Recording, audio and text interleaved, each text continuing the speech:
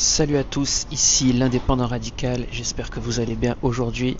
Alors dans cette petite vidéo, je voulais vous parler de l'importance de choisir votre direction. Donc comme vous le savez certainement, si vous avez déjà fait un peu de trading, autrement je fais un petit point vite fait.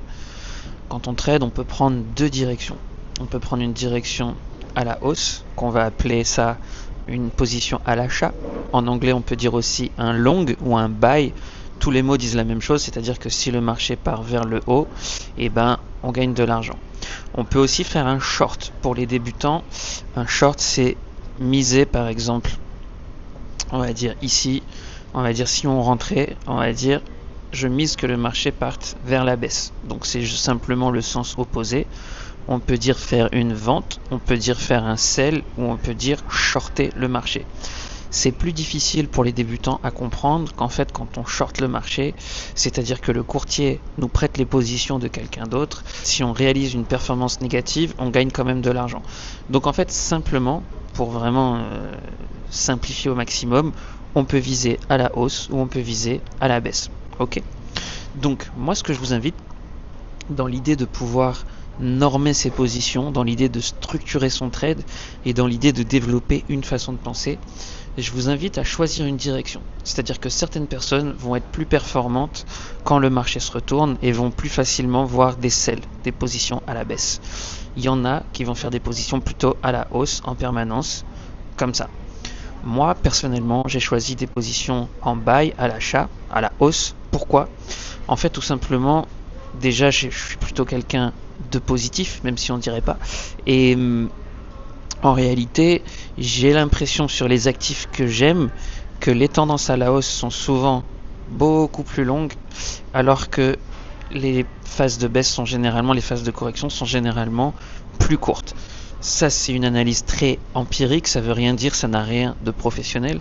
C'est surtout que vous allez choisir des actifs qui font des longues tendances, ok ? Donc, il faut choisir son sens, pour moi. C'est-à-dire qu'on va pouvoir répéter des opérations en regardant les mêmes setups de la même façon. Et ça va vous permettre de normer votre trading tout simplement. Ok ? Il se passe quelque chose par exemple sur des marchés comme un marché action, c'est-à-dire que les gens qui voient un cours qui tombe de trop, il y en a qui vont se dire ah oui, le cours a baissé, c'est les soldes, c'est les promos, donc je vais racheter et le cours va remonter.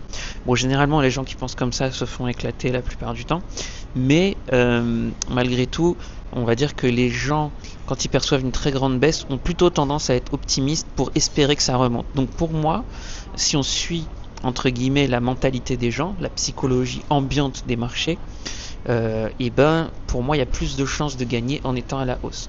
En tout cas moi j'ai tradé, j'ai traqué sur mes journaux de trading et j'ai vu que j'étais plus de fois gagnant à la hausse qu'à la baisse. Donc maintenant c'est un biais que je garde et je ne cherche que des positions à la hausse.